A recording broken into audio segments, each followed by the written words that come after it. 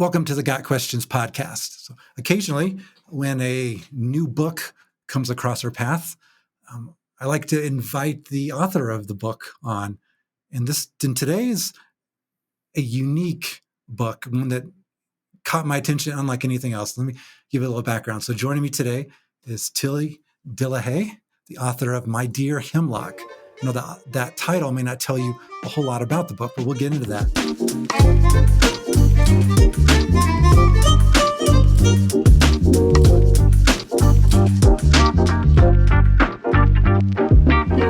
When I became a Christian, the youth pastors discipling me gave me a copy of the Screwtape Letters by C.S. Lewis and encouraged me to read that book.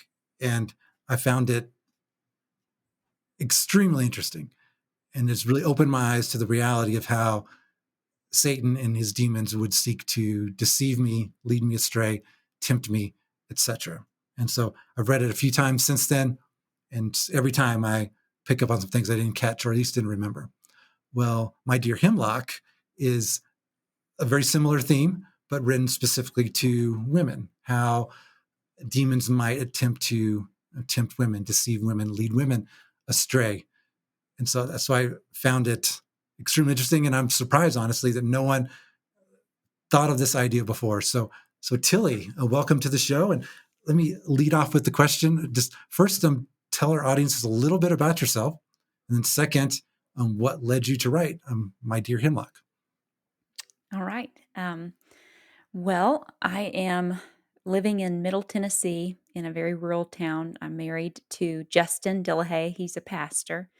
And we have 4 children who are all under the age of 10, who I'm homeschooling. And I'm the author of 3 books. So this is my 3rd book. It just came out late last year. And your just little story about your experience with Screwtape is such a familiar story. I think I read Screwtape as a teenager the first time. A lot of people, I think, are handed that book as young people in the faith, and it's been such a helpful book for so many people, including myself. So, um, what I think it was 3 or 4 years ago that I was sitting down to write just a straight article about something. I think it was something marriage related that I just wanted to have.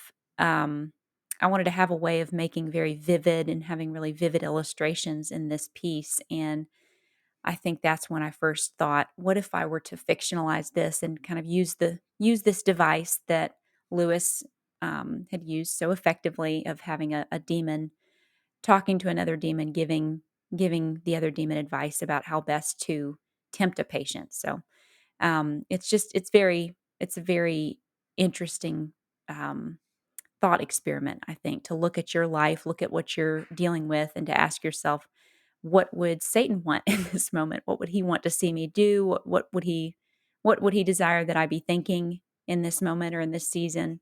And I think from there, it was such a useful device that I enjoyed kind of taking it and approaching a bunch of different topics with it. So I didn't think of it being a full book at the time, but it just grew into that. So yeah. Yeah, I've found the same to be true in many ways. Very few people who've ever done something that God has used in amazing ways have started out with this grand vision of like, oh, I'm going to Right. do Yeah. this amazing and write this amazing book. I'm going to launch this crazy website. No, it's Right. more like, Yeah. I find this interesting. I want to Right. say Right. something about it and see what God Mhm. wants to do. And then God takes it and That's explodes right. it beyond anything we can ask or imagine. And Right. Or he kills it. That's yeah, something else he does sometimes. You know, absolutely. or it just goes straight into the ground. But, yeah, I think it is true that, it's the things that really interest you that you pursue because you feel compelled to say something that is Mhm. meaningful to you. That's where I think the best work comes, for sure. Yeah. So, Like the old saying, mm, find something you love, mhm. find a way for God to use it, and you'll never work a day in your life. Um, Yeah. I've got questions. Is we have a book, but it's like a compilation of articles from the website. So I've never actually done what you've done, like writing a book from Mhm. scratch. I've written a lot of research papers, but not a book. But Well, that sounds every author harder I've than spoken writing a book. to, It's described as like a labor of love, and it's a Right. labor for sure, Mhm. but kind of Yeah, then or seeing people blessed and encouraged by it is powerful. yeah, that has been really sweet with this project to hear the feedback has been. I was pretty insecure about this project, honestly, when I had my first draft. You talk about it being a labor of love. I was also pregnant while I was writing this book, so I had Mhm. a due date for a book and then a due date for a baby just the next month right afterwards. And Wow. yeah, just it's not even the first time I've done that. Honestly, the pregnant with baby and book at the same time. Mhm. But I think when I'd finished this project, it was such a, I guess just an unusual project and such a, I guess, eccentric in a lot of ways. It wasn't the kind of thing that just anybody would have published, I don't think. So I was definitely not sure about it. I wasn't sure if it was going to be truly helpful to people, and it has been Mhm. really a blessing to hear from women that it seems like it's connecting. That some of the things I have observed in other women and also experienced myself, that people are they're recognizing these things. There's a lot of stuff about marriage in the book. A lot of stuff about Mhm.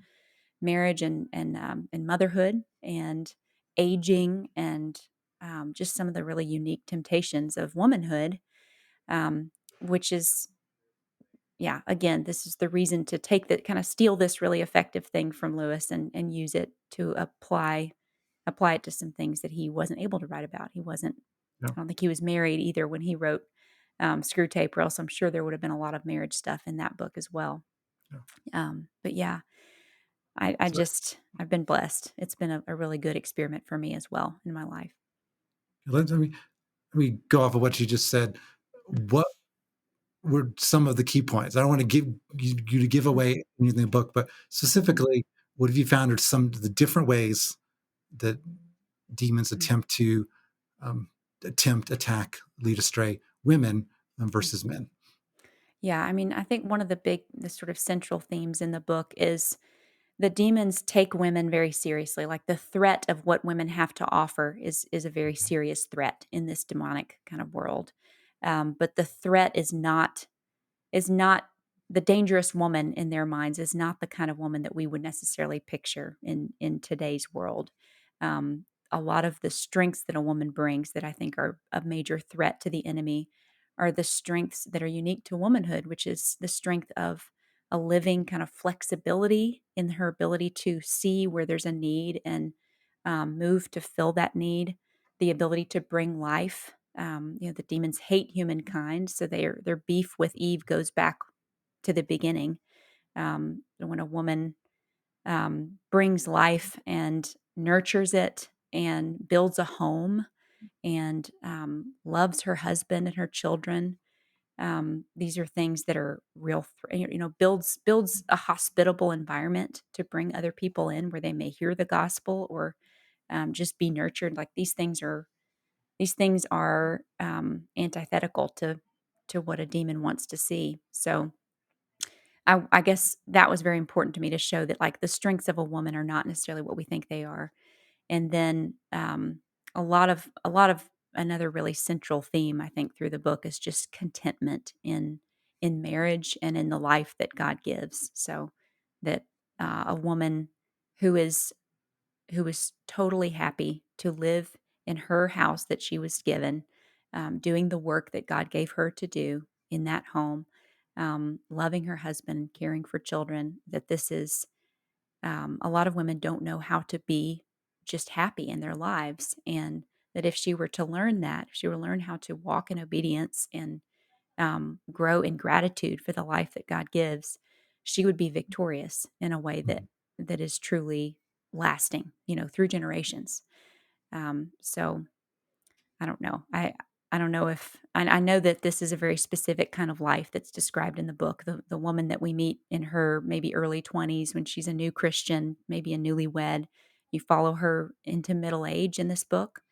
Um, and it's a very specific life, she's not single, she's married, she has children, she's not out running a company or whatever. So it's a very specific set of circumstances, I guess, but one that is common, I think, to a lot of women. So Yeah. yeah. You touched on it earlier, and one of the things I appreciated about it was when you talked about marriage and Mhm. how um, the demonic world would tend to attack a marriage specifically um, Right. through the wife. What Mhm. are some of the key points that you brought out there? Right. Yeah. So one of the very first letters that I wrote, and it may have been the first letter, was about marriage. It was a new marriage, and how a wife um, comes into the marriage and begin. And the demons are saying, if you can try to get in early, you can get her to start believing that she actually that her husband is very, very fortunate to have snagged her and that she married down, because basically he's this normal man who's working a normal job and just wants to live that life and come home to her, is providing for her. He's a good man that's being described in this book, but he's a steady, ordinary man. And there is something about the the life that she had before, or about the world that she lives in with social media and just comparing her life to other lives, where she's very vulnerable to this idea of there's some bigger and better life out there that I'm missing out on by living this small and ordinary life with this man. And that being a real vulnerable point to get in on, for the demons to get in on early in her marriage. And then there's other very just ordinary things that the demons talk about, like courtesy in marriage, how the humans speak to each other when they first walk in the door. After a day at work, like that's how you either build a marriage or build hatred. Basically, is in Hmm. those small things, and other things in those early chapters about young marriage, like get her to think a lot about his spiritual development rather than her own, to be worried about what's going on with him rather than to look to her own, spiritual affairs, basically, and um, and get her to um, wait until everything about him is to her satisfaction before she pulls out the one thing that is praiseworthy that he just did, take out the trash, or come home after a long day working to support the both of them. Um, whatever those things are that you see that you can call out in praise and thanks to your spouse or to anyone else in your life, really. Get her to wait until everything she sees meets with her approval before she praises Hmm. those things that she does see. And just a funny thing about human nature, that we're worried about overpraising people, and we don't seem to be as worried about being overly critical of people. Yeah. Um, so yeah.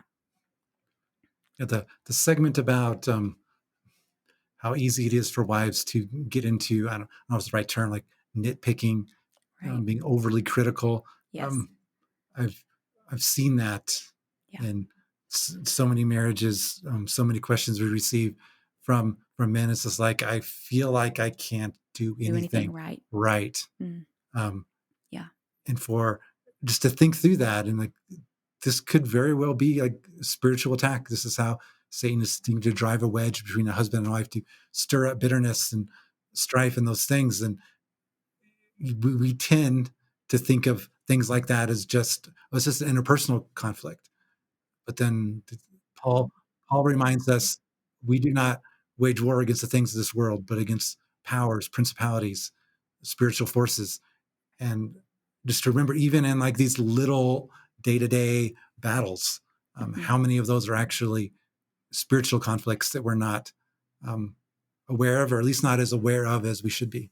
Right, and that was something that Screwtape, I mean, that Lewis did so well in Screwtape, was he made it so clear. He always brought the battle down to the interior, the life of the patient, of that one Mhm. person, or of his thoughts and words with one other person or two other people. It was always normal Christian living stuff that he was writing about, and rather than like big, wars and movements of, politics and things like that. Mhm. Because yeah, the way that you speak to your husband has lasting um, effects for not just for you, but for your children and for your children's children. For many people who know you, these things matter.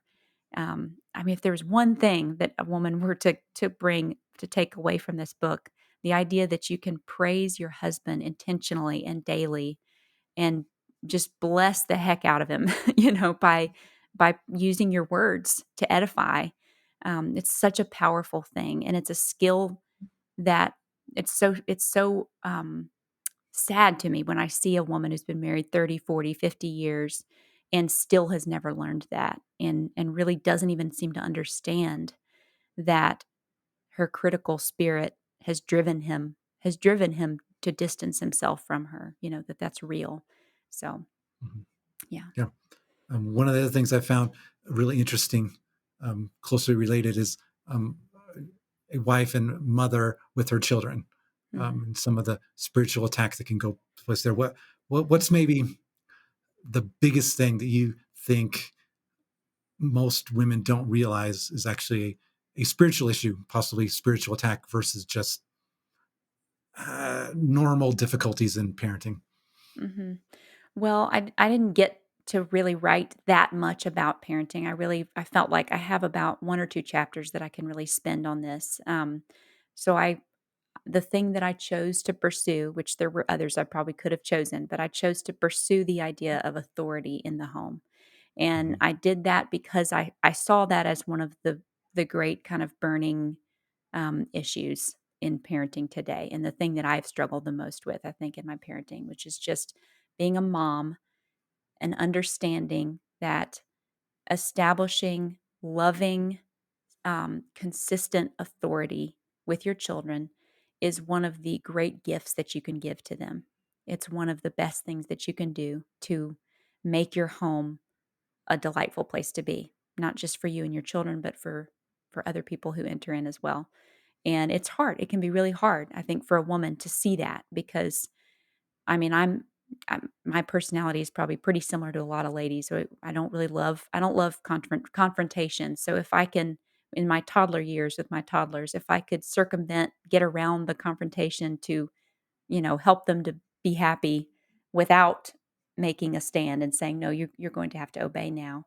If I could get around that, I would, because I don't really enjoy that. I don't enjoy being the authority in my home, but um, realizing that this was something again that the demons really care about this. Like they can see the chaotic effects of a parent who never learns to communicate authority with their child. And again, this is loving authority. This is one of the ways we love our children is by setting boundaries for them and holding to Mhm. those boundaries.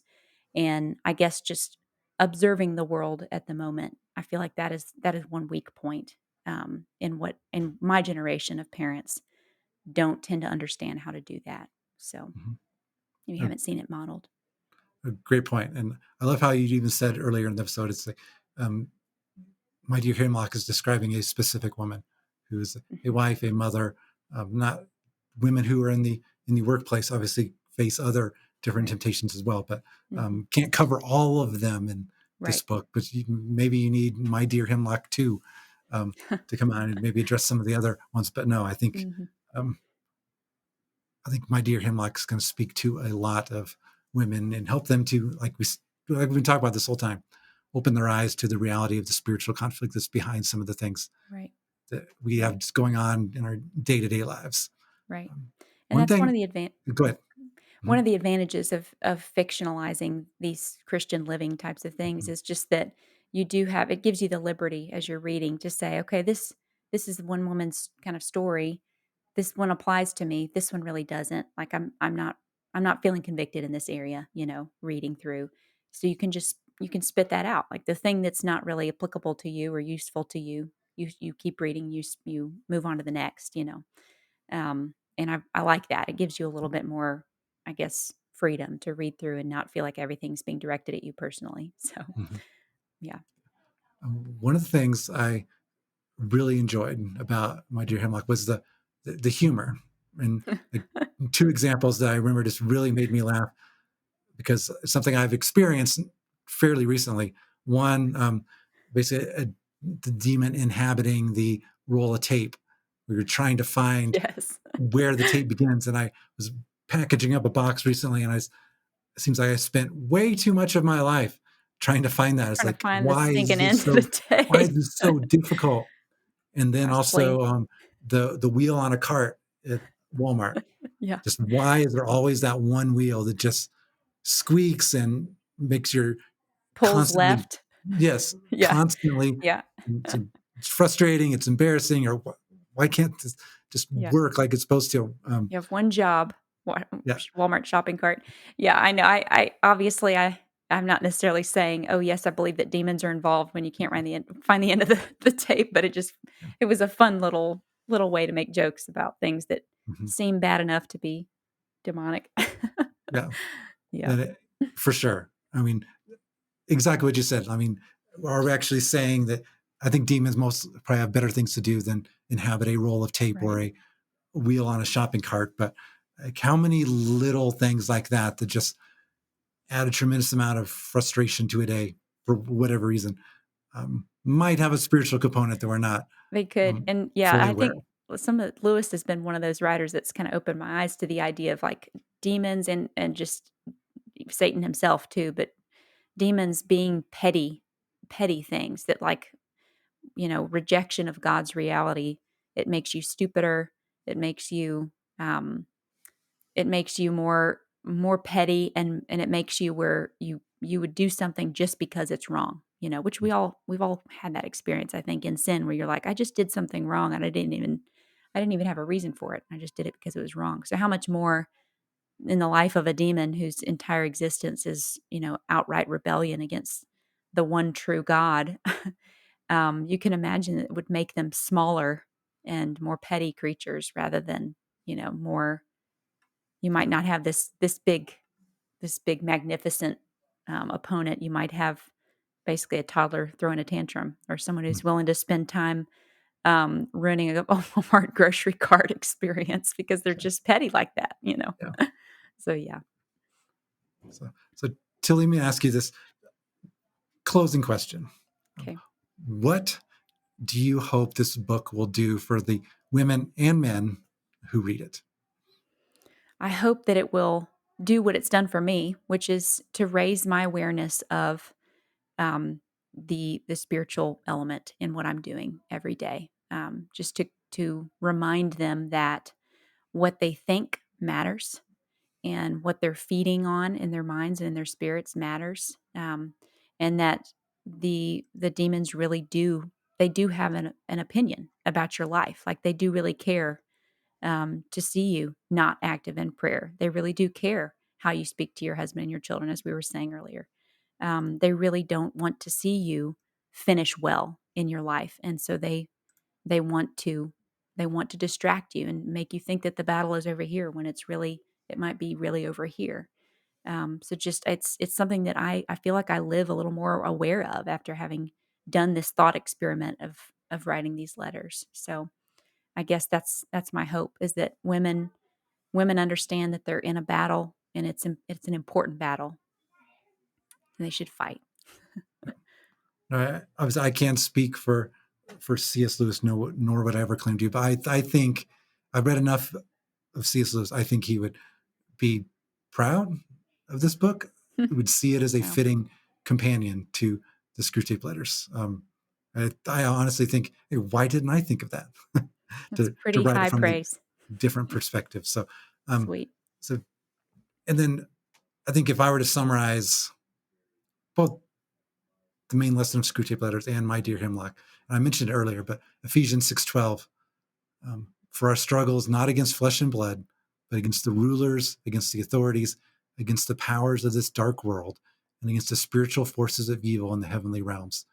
Um, Far too often, we as Christians are ignorant of the spiritual battle that goes on around us. We tend to minimize it. Some people will overemphasize it, but far too often it's not recognizing it at all, not recognizing that in the daily battles we face, seemingly mundane events, that there's a spiritual component to that. And just being able to a little curtain look behind the scenes of here's how the demonic world might be attempting to use this to lead me astray, to pull me away from God, to cause me to lose faith, to cause me to react in ungodly ways, to make poor decisions, all of those things. And My Dear Hemlock does a great job of just giving like a peek of some things that women and men should be aware of that may be going on behind the scenes. And just starting to think that way, I think, is powerful. So again, high praise for My Dear Hemlock. And I know it's been out for a few months. Hope you continue to hear a lot of really good feedback, because this is a much needed book. And I love it when someone has a creative idea, or God gives them a creative idea, and then they follow through with it. They don't, oh, this is too hard. Like, no, I'm confident God's going to use this book and continue to use you through it. So keep doing what you're doing. And we'll include links to where My Dear Hemlock can be purchased in the show notes at podcast.gotquestions.org, and also in the description field when this video goes live on YouTube. So Tilly Dillehay, thank you for joining me. And thank you, most of all, for writing My Dear Hemlock. Again, excellent book. It's highly recommended. Thank you so much for having me. This has been the Got Questions podcast with Tilly Dillehay on her new book, My Dear Hemlock, sort of a companion to the Screwtape Letters. If what we talked about today interests you, I highly encourage you to pick it up. So, got questions? The Bible has answers, and we'll help you find them.